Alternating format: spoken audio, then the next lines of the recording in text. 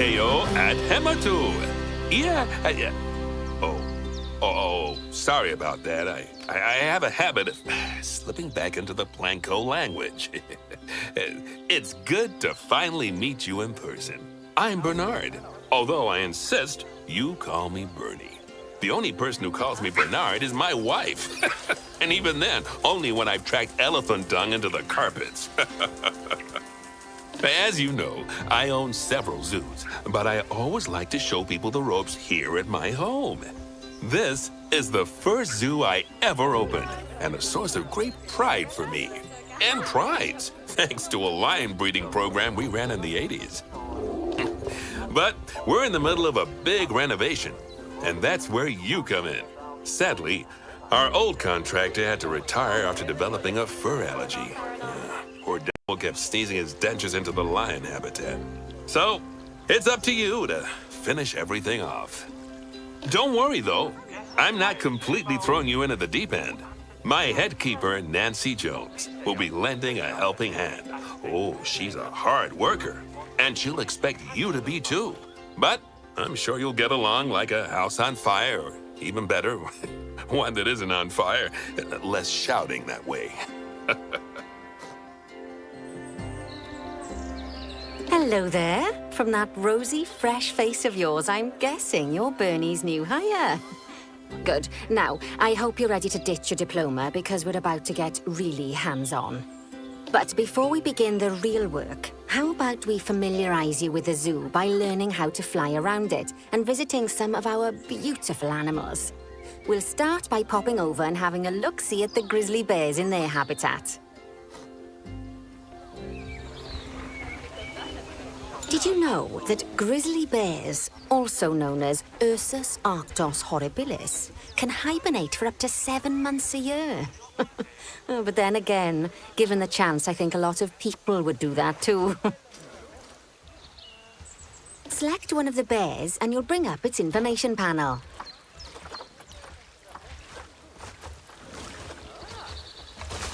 This is where you can find out all kinds of information about your animal. The most important thing being its overall welfare. You'll learn more about animal welfare today as we go through your objectives. But for now, let's enjoy this magnificent animal. Why don't you select the camera from inside its information panel? See, now this is a fantastic way to get a close look at your animals. Okay, when you're ready, let's pop over to the other side of the zoo and take a look at the lions. I've marked their location for you to find.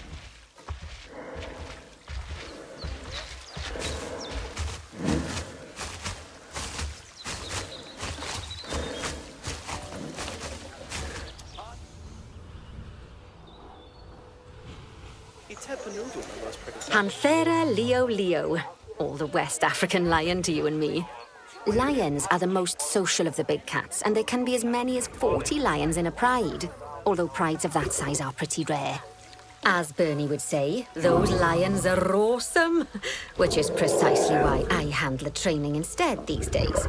Anyway, how about we get started on those objectives? Come on, let's head over to an empty habitat and see what needs doing there.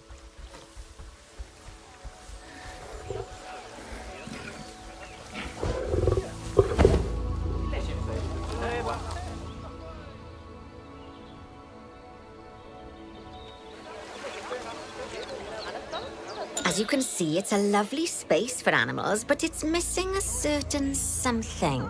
Well, 2 somethings. Warthogs. So I'd like you to adopt a pair of them.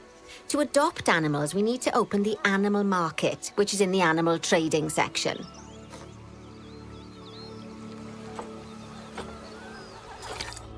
There we are. A pair of perfectly splendid warthogs for our zoo. Just select them and choose Adopt. Normally, the animal exchange would be full of animals, but I've emptied out the market while you learn how it works. The last thing I need is you accidentally ordering a dozen elephants.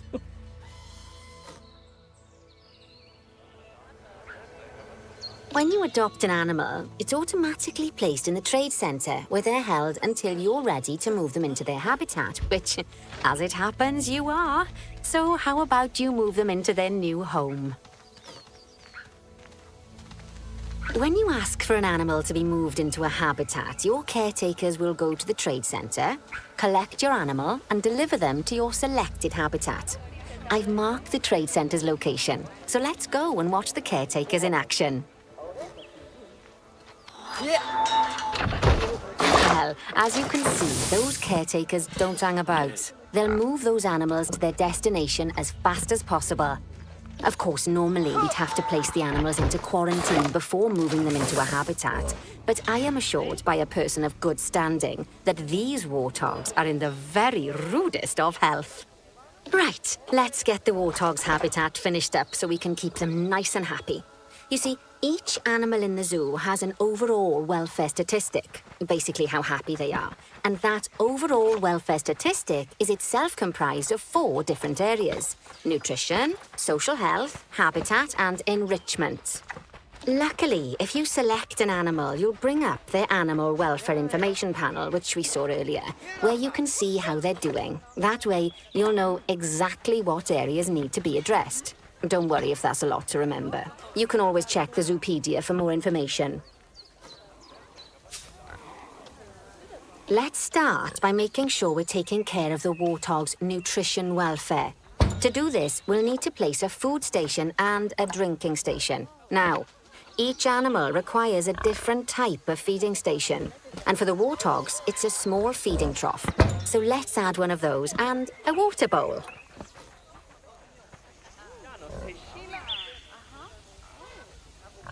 Animals also require stimulation to keep them happy. Let's add a lovely mud bath for the warthogs to roll around in. That bath will count towards their enrichment welfare, specifically their toy enrichment welfare.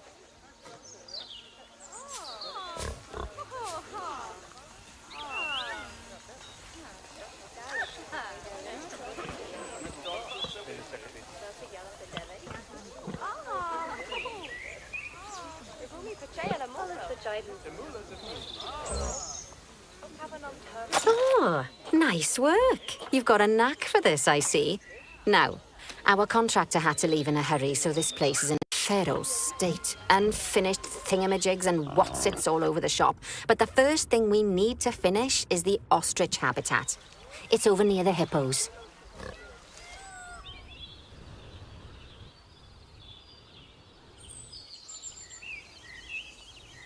Oh, before we actually start building our ostrich habitat, let's pause time for a moment. Ah, that's more like it. A quick break. Sometimes it's a good idea to pause the game whilst you're doing something which requires your concentration, because it'll stop the zoo spinning out of control while you're looking the other way. Let's keep the game paused while we get this ostrich habitat built. Okay. Job number 1 here is to add a habitat gate before we complete the barrier. Every habitat needs a habitat gate. After all, how else would the keepers get in and out? Just make sure it's hooked up to the path so the keepers can reach it. Right, let's complete the perimeter barrier so we can adopt us some ostriches. I've marked out an area for you to use, so I'd like you to finish off the perimeter using the brick barrier.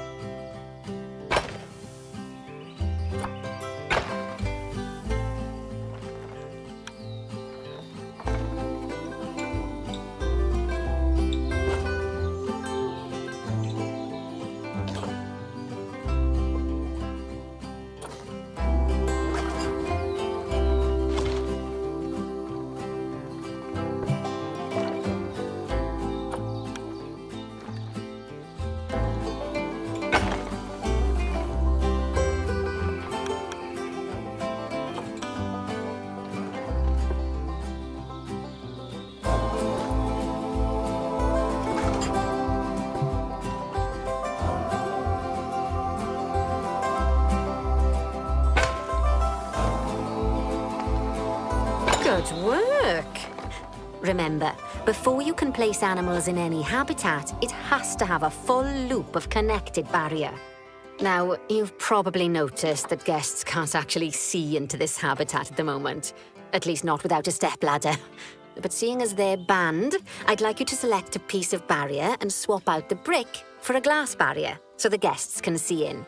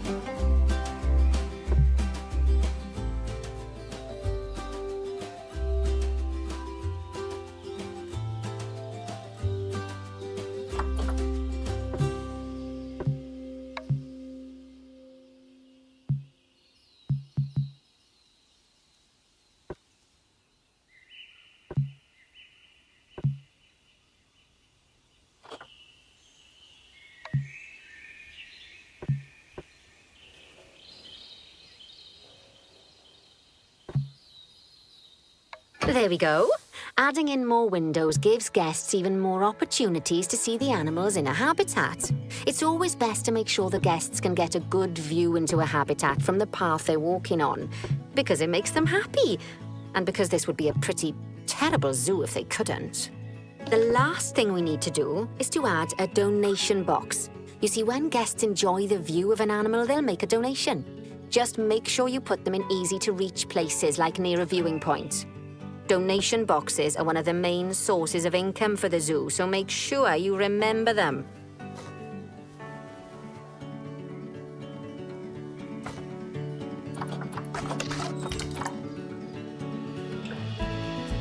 Now, before we adopt our ostriches, you should unpause time. After all, if time's paused, then so are our caretakers, which will make it a bit tricky for them to deliver the ostriches.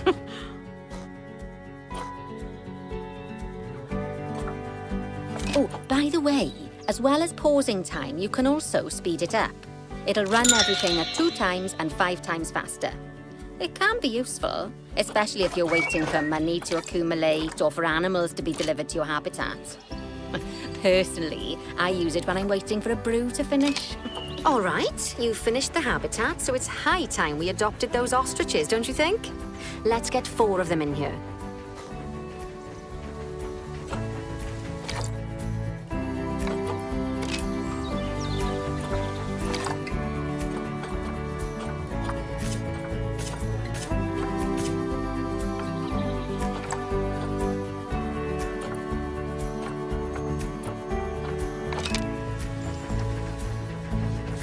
While we wait for them to be collected by the caretakers and brought to the habitat, you should get it ready for them. Add a suitable feeding station, water station, and an appropriate food enrichment item. It's often best to place things like enrichments and feeding stations near to the habitat perimeter, so guests can get a really good view of the animals.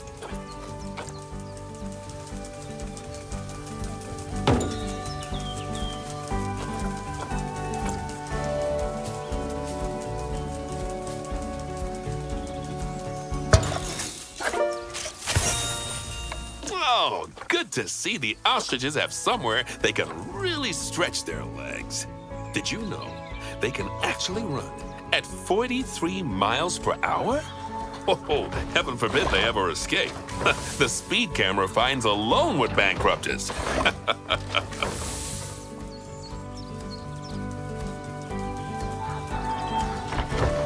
Well, Bernie certainly seems impressed. Did you do his speed camera joke? Every time we get an ostrich. So, now we've made the ostriches' lives a bit better, let's do the same for the keepers, shall we?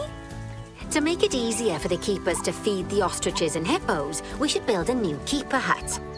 Keeper huts are where the keepers prepare the food for animals, so they should be placed near to the habitats to make sure the keepers don't waste their time walking when they should be looking after the animals.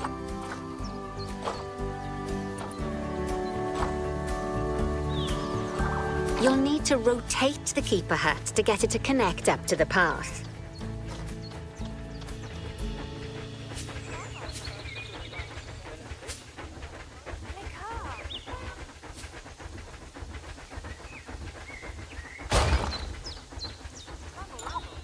This keeper hut only has space for one keeper, but the larger keeper hut can allow multiple keepers to prepare food at the same time. Oh, but bear in mind that keeper huts and other staff facilities shouldn't be placed near to areas where there are lots of guests.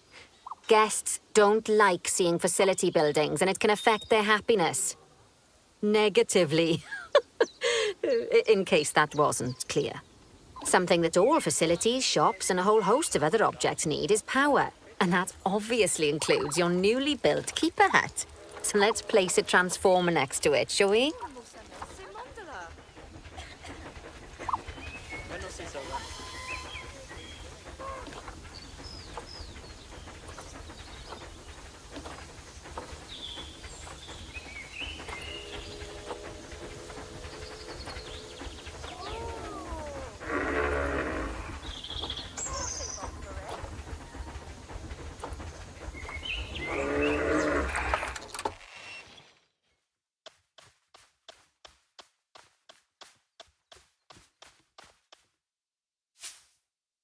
Lovely work. Now the keepers can start using the hut to prepare food, and thanks to where you've put it, they won't need to walk very far to deliver it to the ostriches and hippos.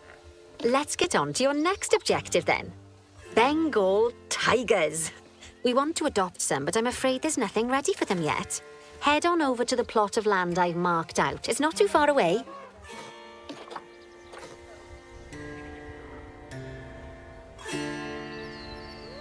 Righty, your next job is to build a habitat from scratch. And concrete and glass, I expect. So go ahead and build it. Just make sure that the habitat includes that big hole we've dug. Oh, and don't forget to add a habitat gate to the barrier. Oh, and make sure the guests will be able to see the tigers.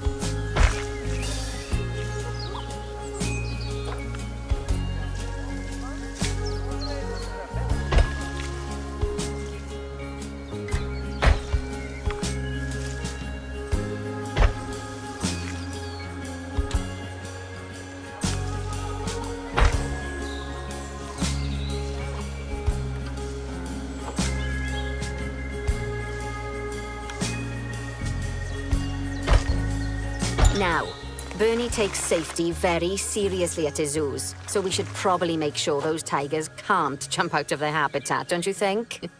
The way we'll do it is by changing the height of the habitat's barrier.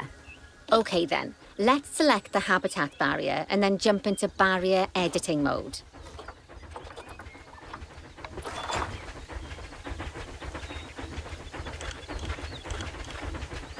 Great!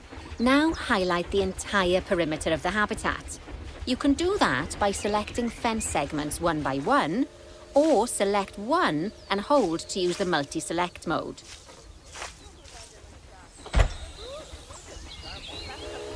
Now that the habitat is in place, don't forget to put down a donation box near to your viewing areas.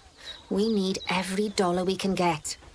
Especially as these tigers aren't exactly eating instant noodles for lunch.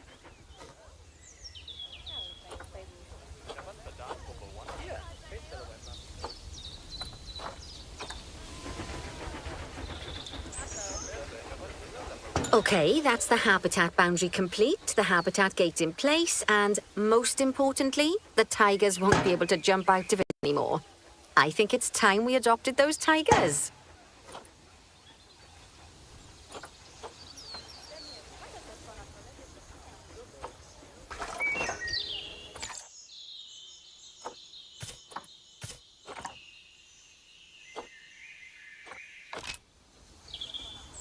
Whilst our trusty caretakers collect and deliver the tigers, let's take a look at preparing the habitat for their arrival.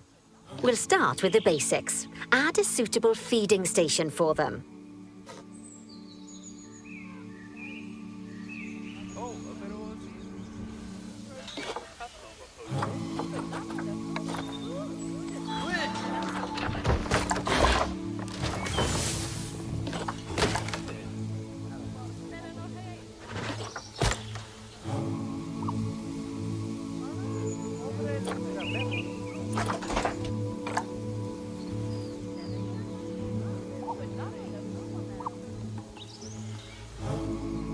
This time, instead of adding a water bowl, let's try something different.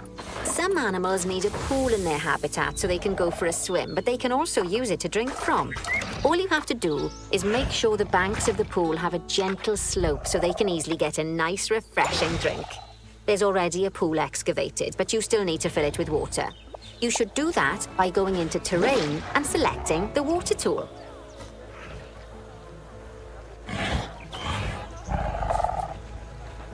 Yes, that'll do nicely. Of course, just like the warthogs and ostriches, these tigers will also need some enrichment. Why don't you add some suitable toy and food enrichment items into their habitat?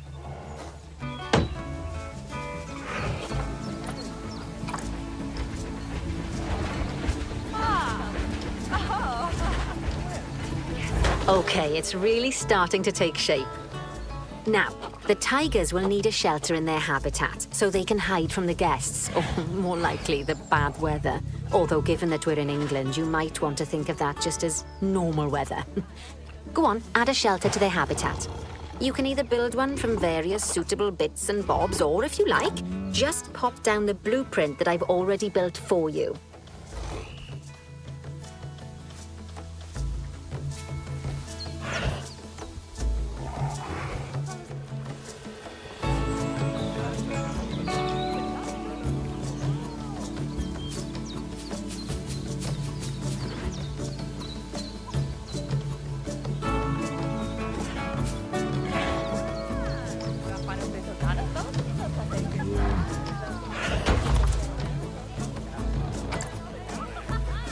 Oh, poor Dabs. I'm sure it can't have escaped your attention that the tigers look a bit miffed. That's because they aren't too keen on the type of terrain in their habitat. Select a tiger and bring up its information panel.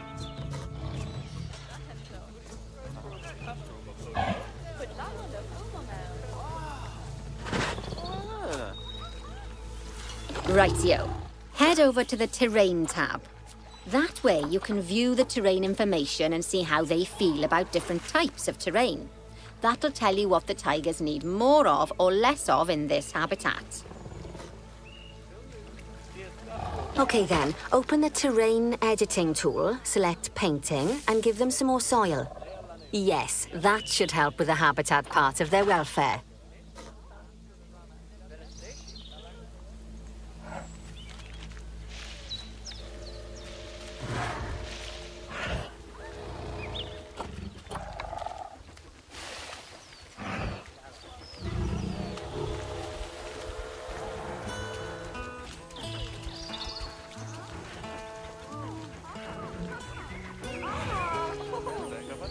Right then, all animals need plants and trees from their own biome or continent. You know, deserts, savannas, Eurasia, Europe, that sort of thing. It looks like these tigers need a few more plants in their habitat. To get a perfect fit, use plants from the rainforest and temperate biomes that are native to Asia. Although if you have to, you can get away with using just one or the other. The tigers will also want a certain amount of their habitat to be covered by those plants. To find out which plants to use and how many, select a tiger and go to the Environment tab.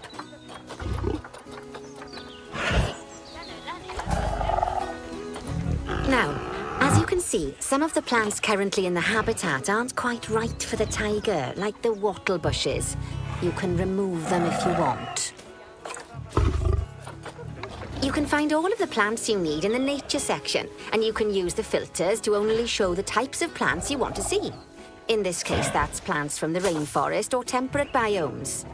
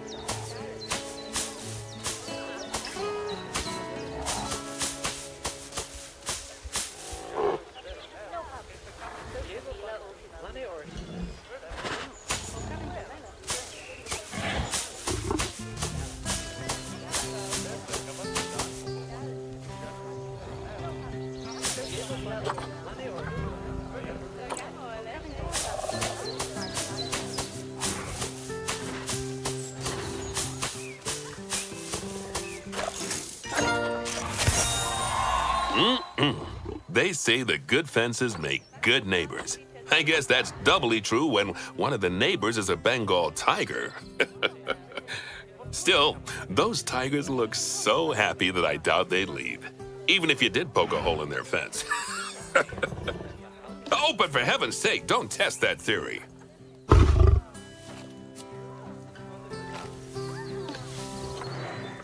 Right, let's head over to the Indian peafowls. I've been told that we need to improve their social welfare.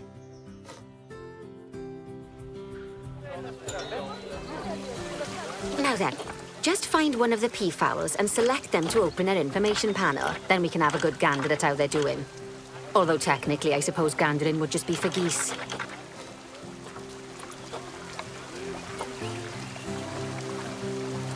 Expand their social welfare, and we can get a bit more detail.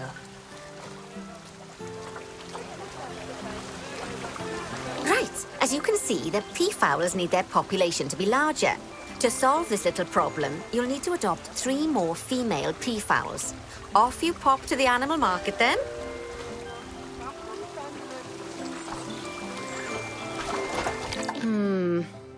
Now they've clearly got plenty of space and they're not stressed, but it looks like their social group isn't quite right. So let's find out more. Head over to the social tab to see what's wrong. Good work on those peafowls. I expect they'll be delivered soon. But sadly, it sounds like our snow leopard is a bit grumpy. Let's head over there and see what's wrong with her.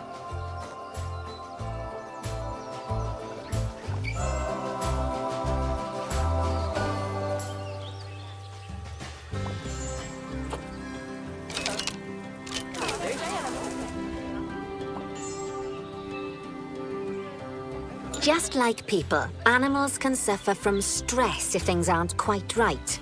You know, like when you see someone put in the milk before the tea bag. In the case of these snow leopards, they're a bit stressed by their lack of privacy. You can lower their stress levels by swapping out the normal glass barrier by their cave for one-way glass. It's not a cheap option, but I think they're worth the expense, don't you? This will give the snow leopards somewhere to go when they want to get away from the prying eyes of the guests.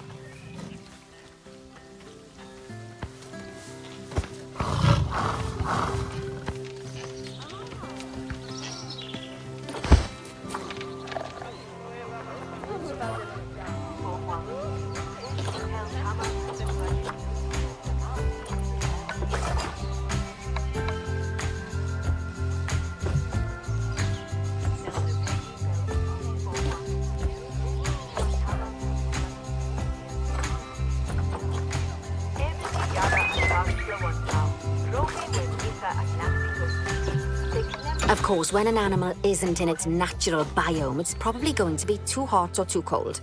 Unsurprisingly for the snow leopards, it's too hot, even with the terrible British weather. You should help cool it down by adding some coolers to their habitat. But let's start by opening up the temperature heat map and having a look-see at the temperature in the leopard's habitat.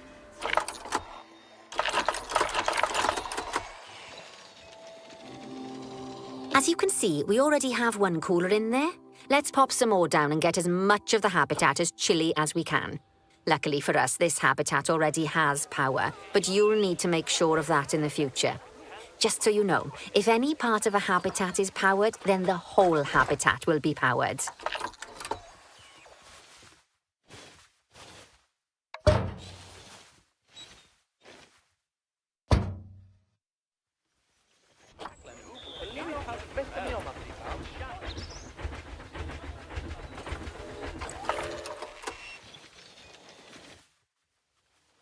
You can find heat maps for all sorts of helpful things, so do be sure to explore them and make good use of them.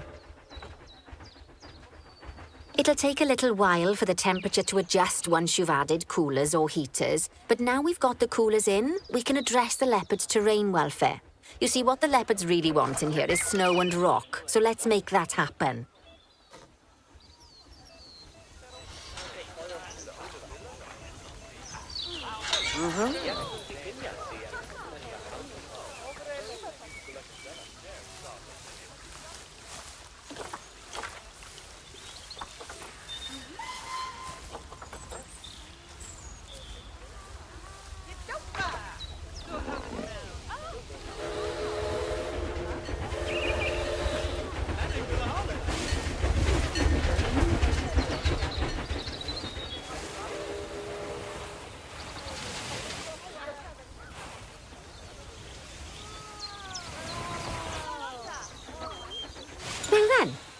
All of that should give you a pretty good understanding of how to make animals happy.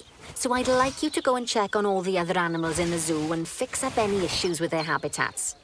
That'll increase the average welfare of the animals across the whole zoo. And that average welfare is a very important statistic. Now, to quickly see how all your animals are doing in the zoo, you should head to the animal section of the zoo management screen.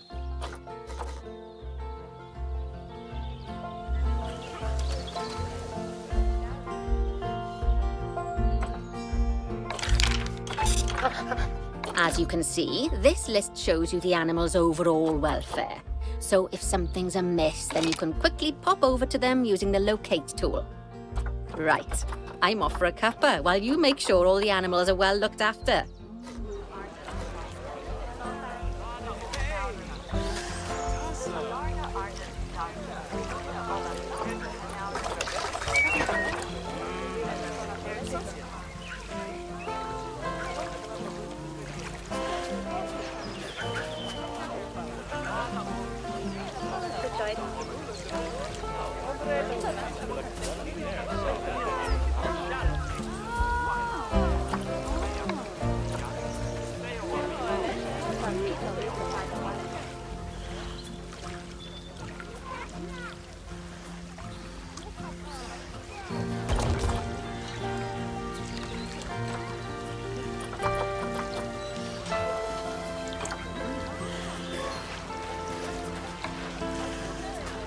Woohoo!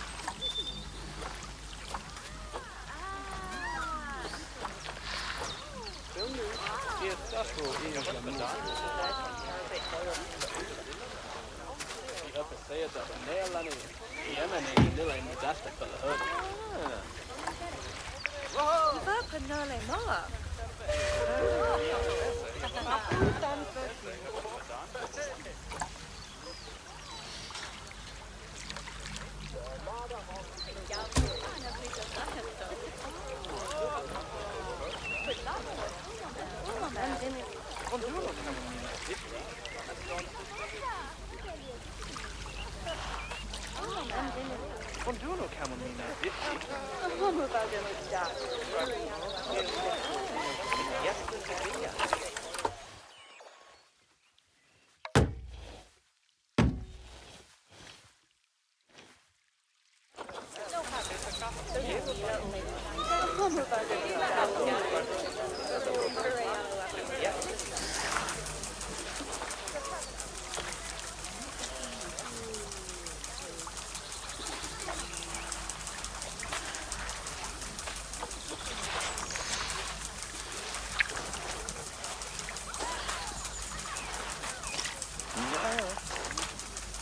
Oh yeah!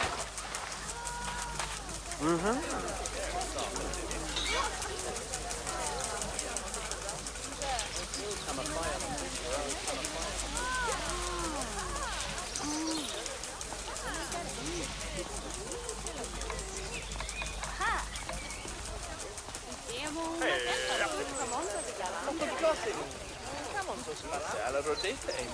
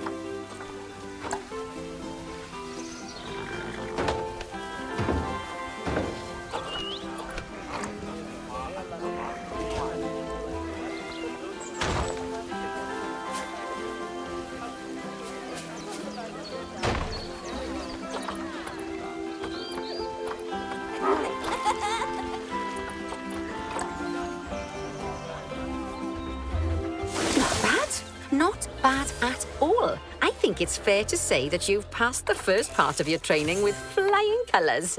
There's still lots more to learn, but we'll have to head to another one of Burmese zoos for that.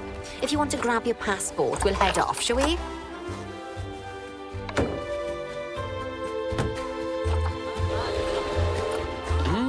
Sounds like you've got the whole zoo purring away nicely. Well, purring, grunting, screaming, booming. All the appropriate noises. I guess I was right to hire you, huh? Don't tell her I told you, but Nancy wasn't sure you'd even last the morning. So we're happy this is working out. And Nancy owes me a foxy coffee. As strange as it seems, considering we just met, when I look at you, I feel like you're the child I never had. After the one I did have, obviously. But you see, zookeeping's not for my daughter. Don't get me wrong. Emma absolutely loves animals, but she set her sights somewhat higher. Wants to save the entire planet. I'll just settle for saving a couple of species. Oh, and maybe having a type of frog named after me.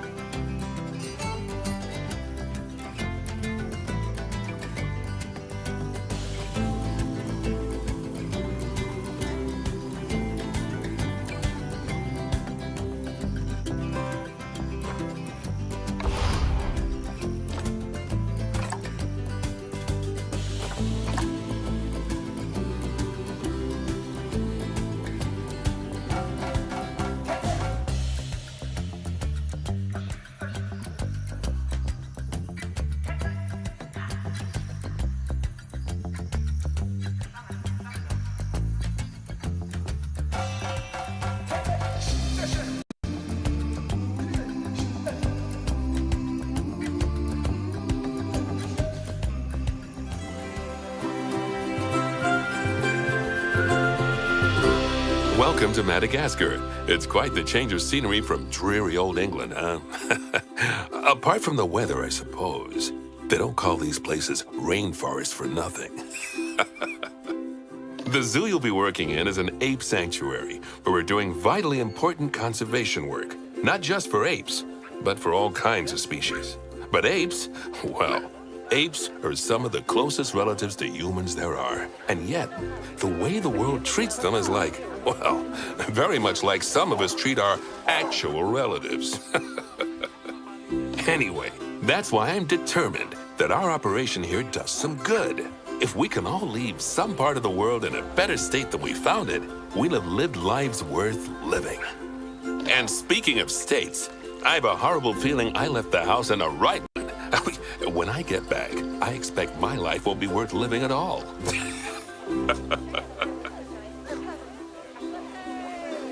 What do you think of Madagascar, then? Bit warm for my taste, to be honest.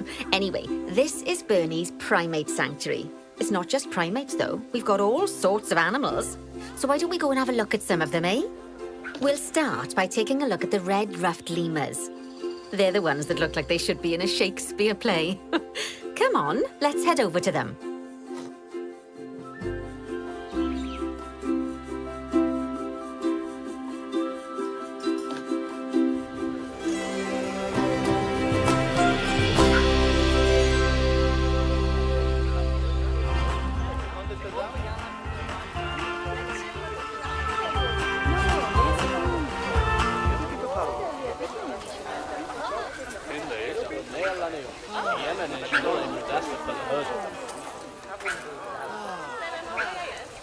Red-ruffed lemurs are found in the rainforests of Massoala. That's in northeast Madagascar.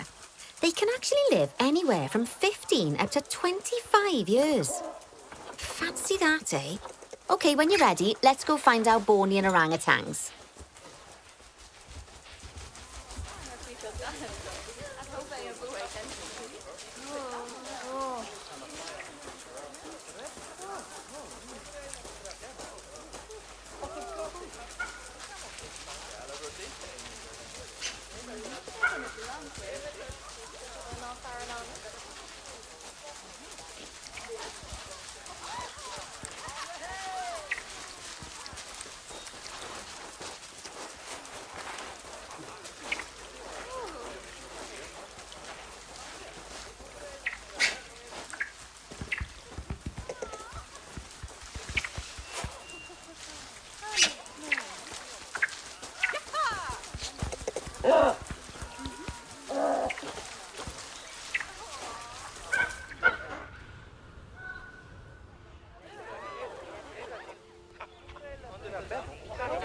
The Bornean orangutan is such a marvellous creature.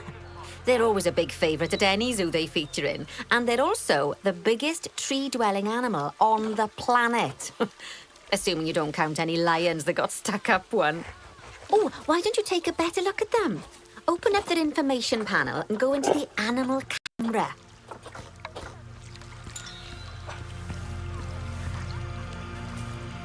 Aren't they just incredible?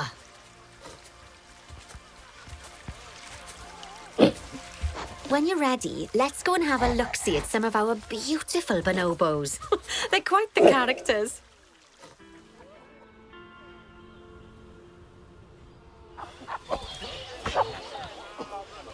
Oh dear! It looks like we've arrived just in time. One of the habitat's barriers has collapsed. And wouldn't you know it, one of the bonobos has made a run for it. We'll need to catch them. But before we do, we should box up the other bonobos to stop them escaping too. Select the habitat boundary to bring up the habitat information panel.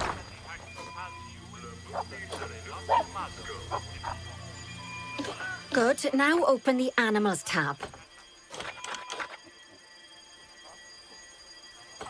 Box up the remaining bonobos with box all animals.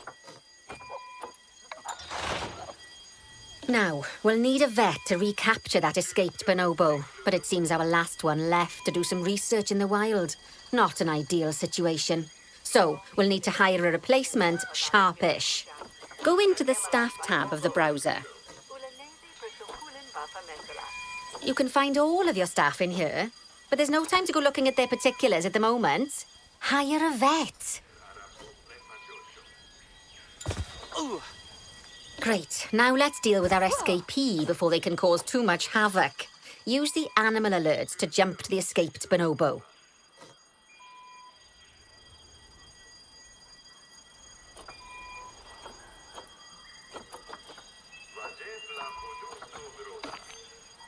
Then press Call Vet to... Yep, you guessed it. Call the vet over to capture it.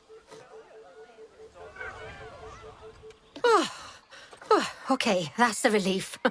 So while the vet deals with our bonobo friend, let's go fix up their habitat so they can't escape again. Head back over there.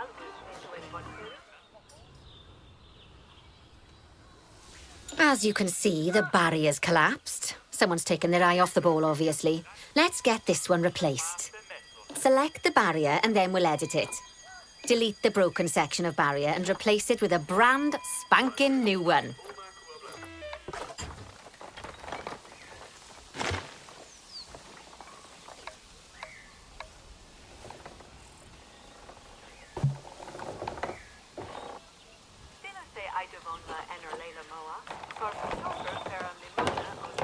Good. Now that we've done that, we need to make sure to add climb-proof barriers to the top. That way the bonobos won't be able to climb out. Just make sure you've got the correct piece of barrier selected when you do that.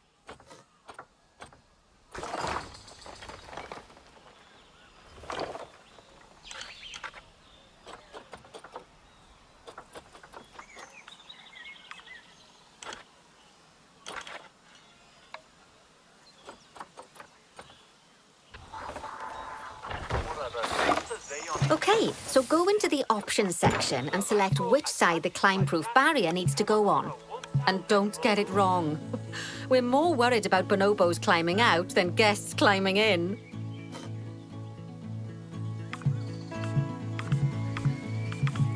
Nicely done. And I think it's high time we unboxed those bonobos, wouldn't you say? The poor mites will get sad if we leave them in there for too long. Select the habitat barrier to bring up the habitat information panel again. So, it turns out that as well as the old vet leaving, the zoo's mechanics did too. We'll need to hire a couple of new ones so we can help stop any more breakouts. You see, mechanics do all sorts of helpful things around the zoo, but one of their most important jobs is taking care of the habitat barriers. Without mechanics around to repair them, the barriers will crack, crumble and fall down. And before you know it, we'll be overrun with escaped animals. Head into the staff tab of the browser again. Hire a mechanic and then place them on a path to pop them into your zoo. Oh, gosh, we have been busy, haven't we? Good work there. I'm off for a cuppa. Oh, I think Bernie wants a word with you. Oh, I hear you had a bit of an issue with an escaped bonobo. The main thing is that you dealt with it swiftly, and more importantly, without the animal stealing someone's clothes, putting them on, and then walking out of the front gate.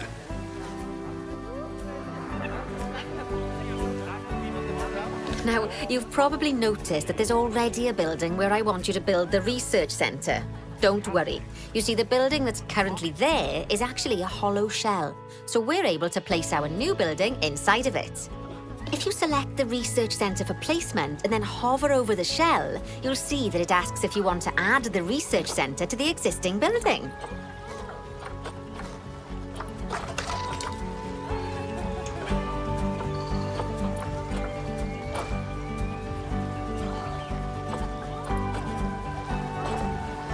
Now, select the building to add it to it. Oh, but that won't place it just yet, though. First, we'll need to rotate our research centre so it automatically connects to the path when we place it.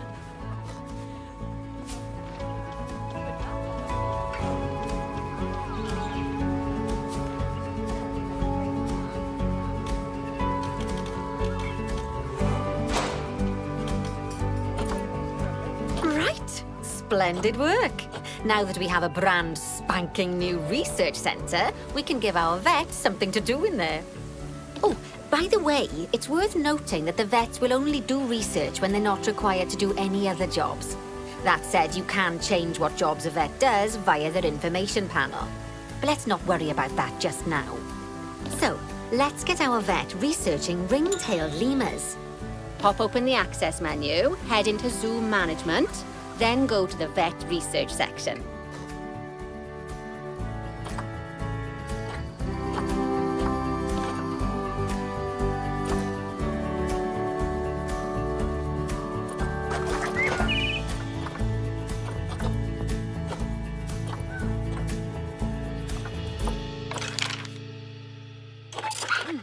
Here, you can see a list of all the animals present in your zoo, and also all the potential diseases that can occur. Now, assign your vet the ring-tailed lemur to start their research.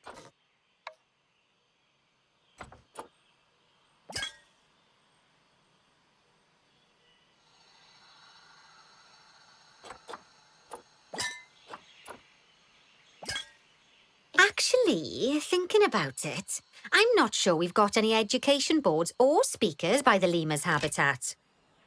Let's head over there and add some, so our guests can learn all about their furry little delights.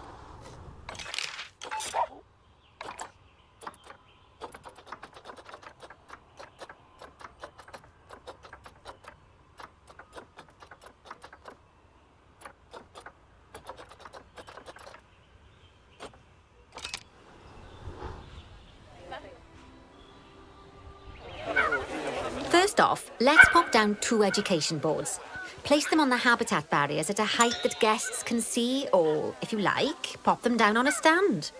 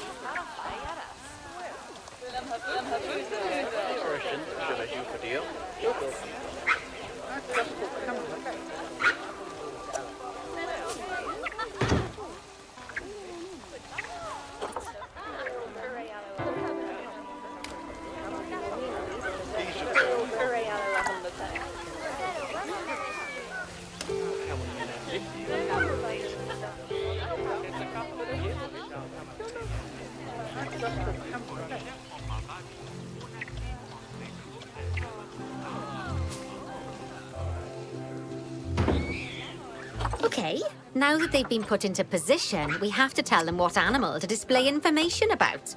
Select one of the education boards to bring up its information panel.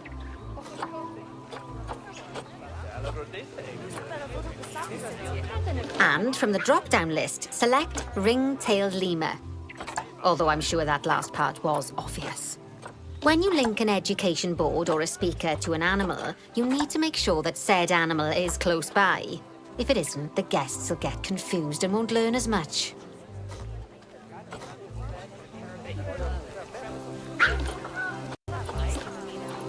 Okay, now that we've done the education boards, let's pop down a pair of speakers. Speakers play audio to the guests so they can learn while they look at the animals, instead of having to go through the laborious process of reading. Oh, one thing to bear in mind is that it's important not to put the speakers too close together. If you do, the guests won't be able to understand what's being said.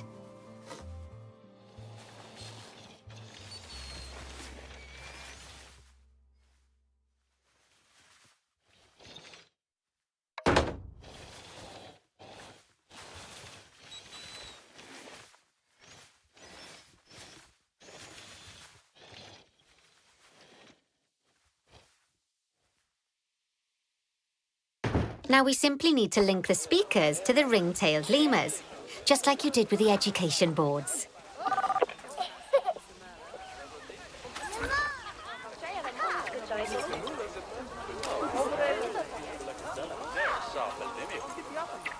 Bebo.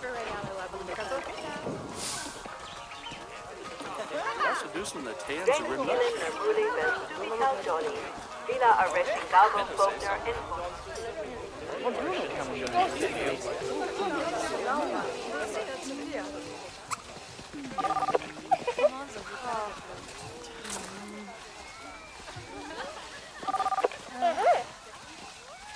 You better believe.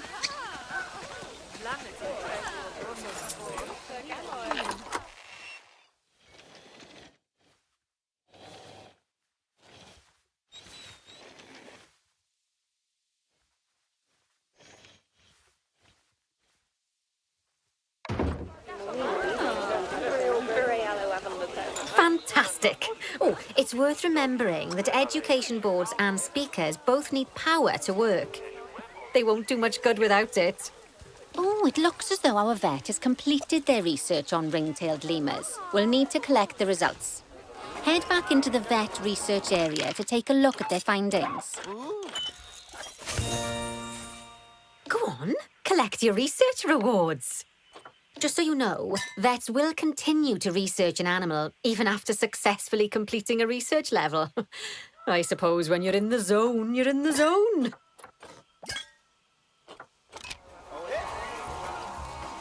Well, now that we've enriched the lives of our guests, let's enrich the lives of our ring-tailed lemurs. Some animals, like lemurs, will have a climbing need.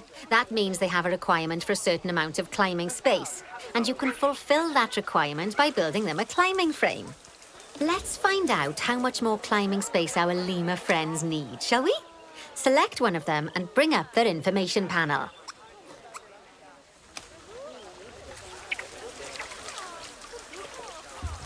Next, pop over to the Terrain tab.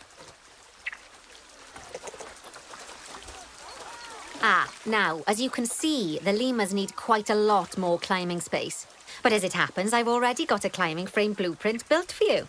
So you can either pop that down or build one yourself from scratch. By the way, it's not always just climbing needs that you have to worry about. Other animals might need a certain amount of water in their habitat so they can go for a swim. They certainly do keep us on our toes.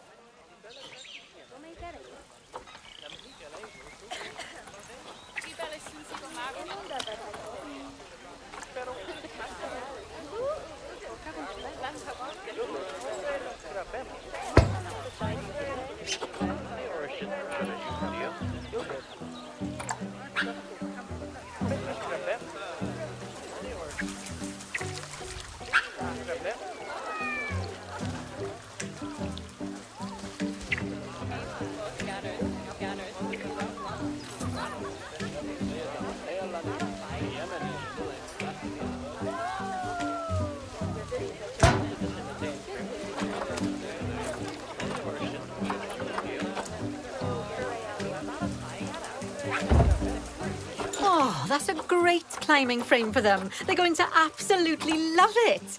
Do you know what would make them even happier, though? Nicer food. But that's true of all of us, though, isn't it? You can unlock better quality food for animals through research. Luckily, we've already unlocked some for the lemurs, so all that remains is to make sure they get served it from now on.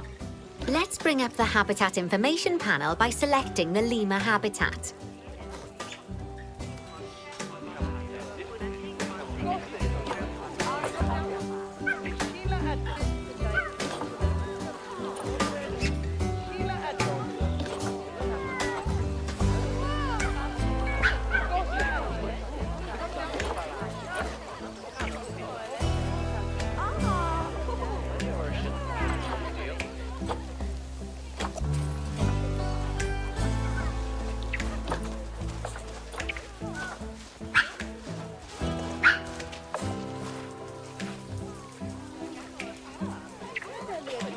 Lovely. Now select the Animals tab.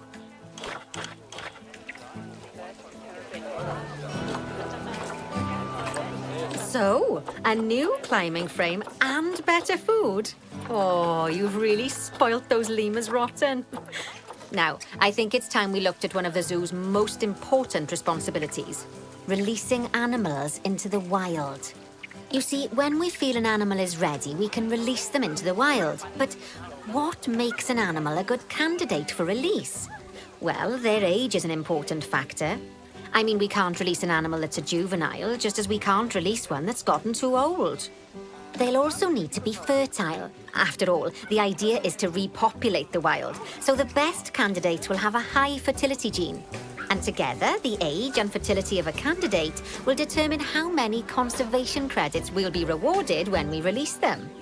Now, conservation credits are vitally important. They're the lifeblood of your zoo, because earning them allows you to adopt even more animals.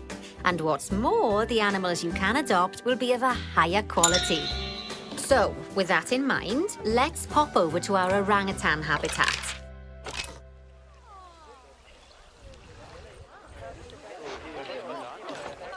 I'd like you to find Agang, the Bornean orangutan, in the habitat and select him, please. You can go through each orangutan in turn or select the habitat barrier, go to the Animals tab in the Habitat Information panel and find him in the Animals list.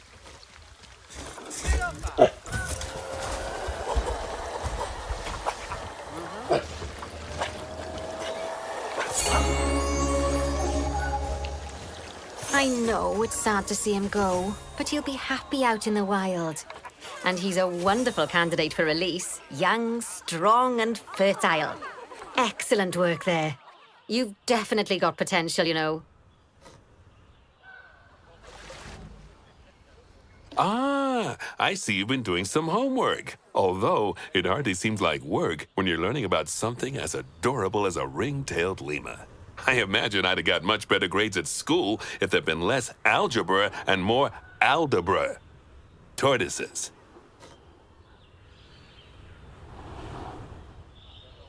Okay, so far we've done a lot of work with habitat animals, but now it's time to learn all about exhibit animals. Let's build a brand new exhibit. I've marked an area for our new exhibit. How about we head over there?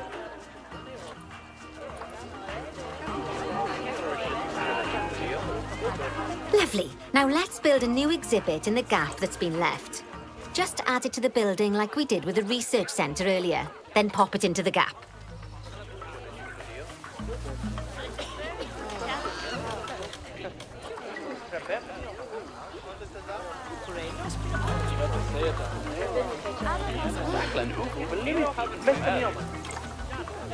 Perfect.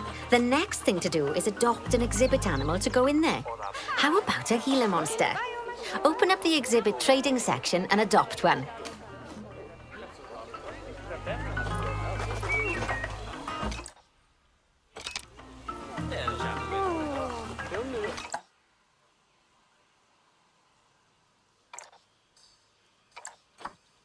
Just as we do with habitat animals, we need to send the Gila monster to the exhibit. Select the exhibit to send it there.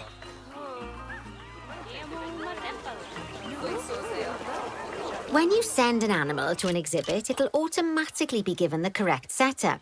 But that doesn't mean it's completely ready for them. So let's finish it off. We'll start by adding some enrichment items.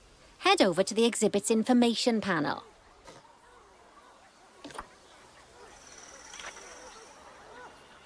Good. Now open the Layout tab. Oh, well, it looks like we've only got the enrichment level 1 items unlocked at the moment. Never mind, let's turn on at least one of them for the Gila monster.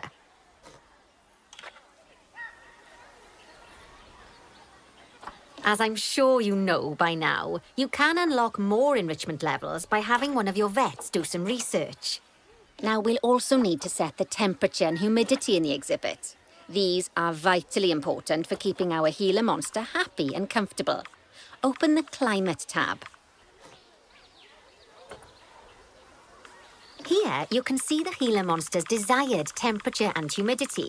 You can change both of these by adjusting the dials below. Make sure it's going to be nice and cozy.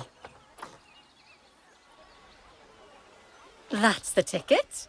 And the last thing we need to look at is setting up the different windows. So open up the Windows tab.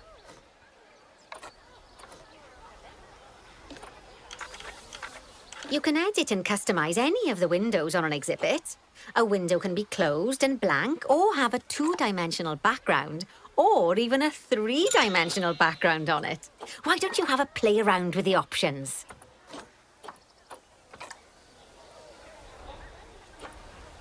There's also an exhibit education board. Pop them down near your exhibits to teach your guests about them. Let's add one now.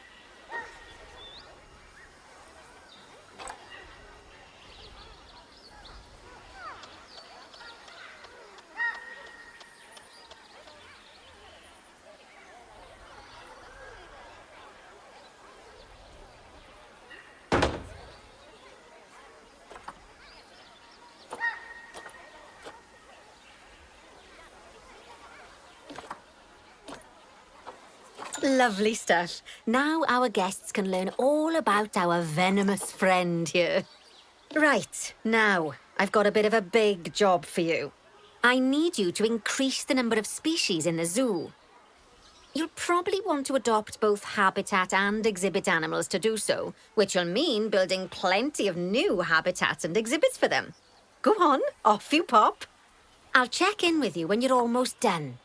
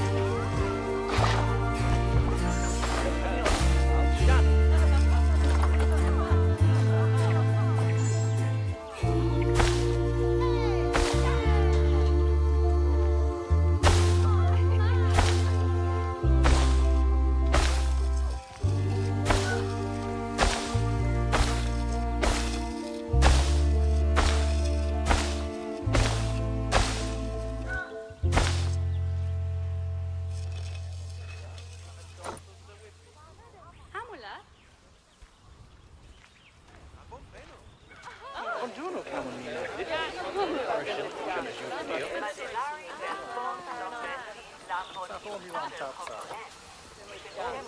Sì, spero che sera. L'hanno di una specie.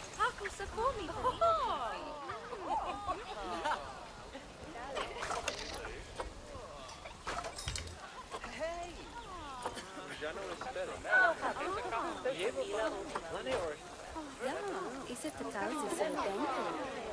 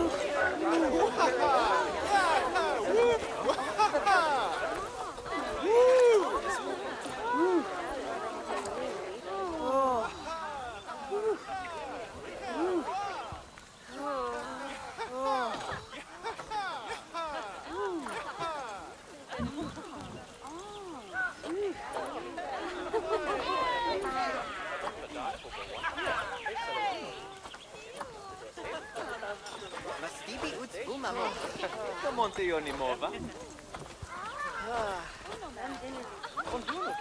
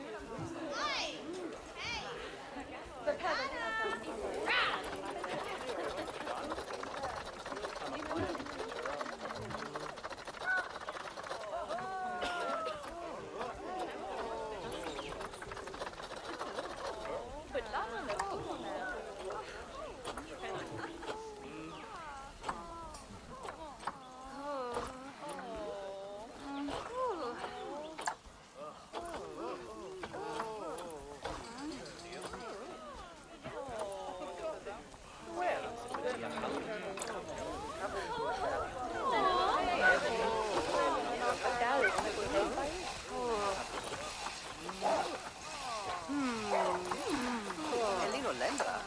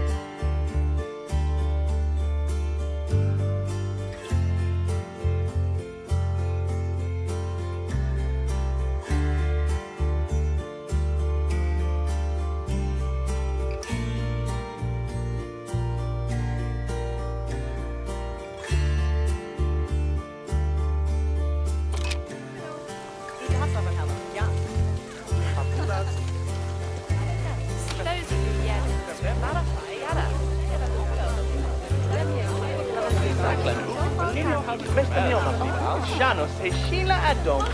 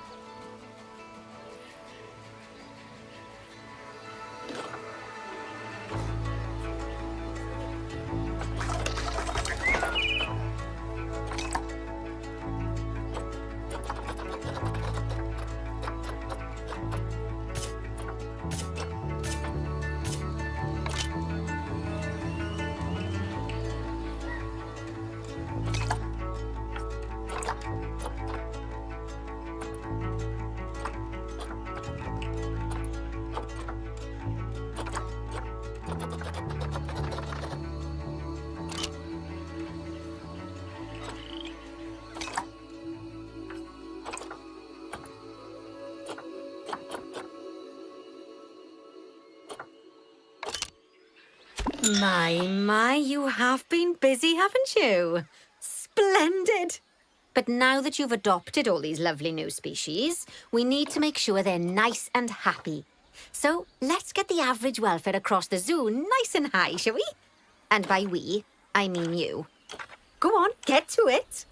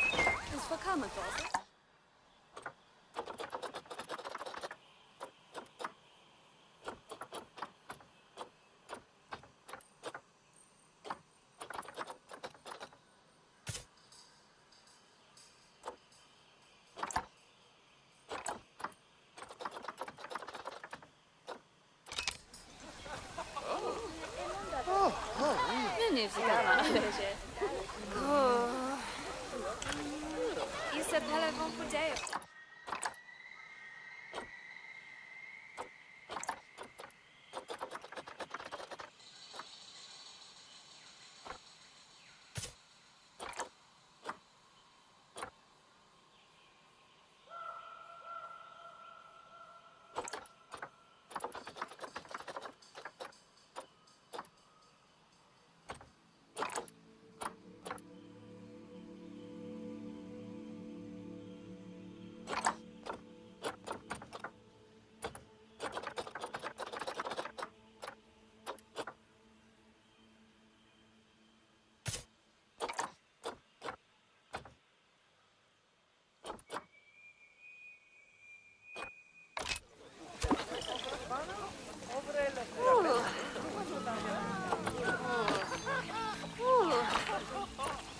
Sir, over Jola Mopi to the belly.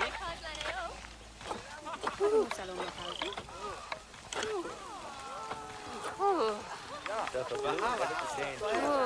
Lahim lunar so belanga ni takbi.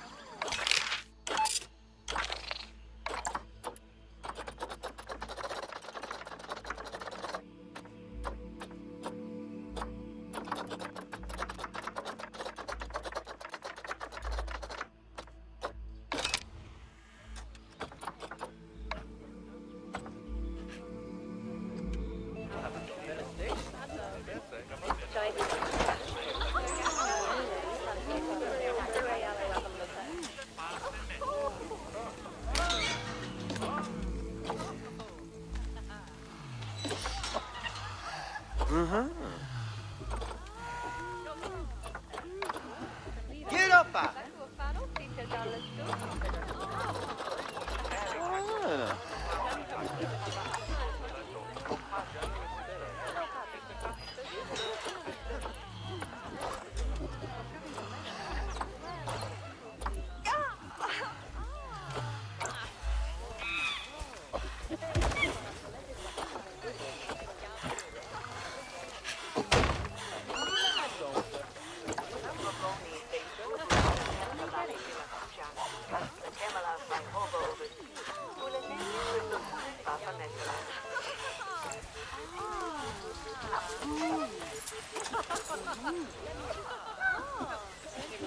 Lovely job there.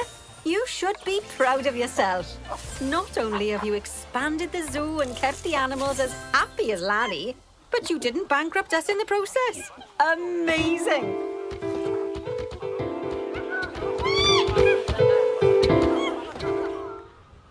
Wow! Well, you've certainly transformed the zoo. I barely recognize it. A wonderful new exhibit, some fascinating new species, and you've done wonders for the animals' welfare by enriching their habitats. Who doesn't love playing with a 3-foot wide soccer ball, huh? I mean, other than professional soccer players. I'm sure it wasn't easy, though. I expect money was tighter than a possum's pouch. Plowing all those funds back into the welfare of the animals doesn't make running these places a picnic. Although, it does make me feel a little less guilty about how much our gift shops charge. No, as far as I'm concerned, the only reason to run a zoo is to help animal kind. Sadly, it appears some other people have far less noble goals.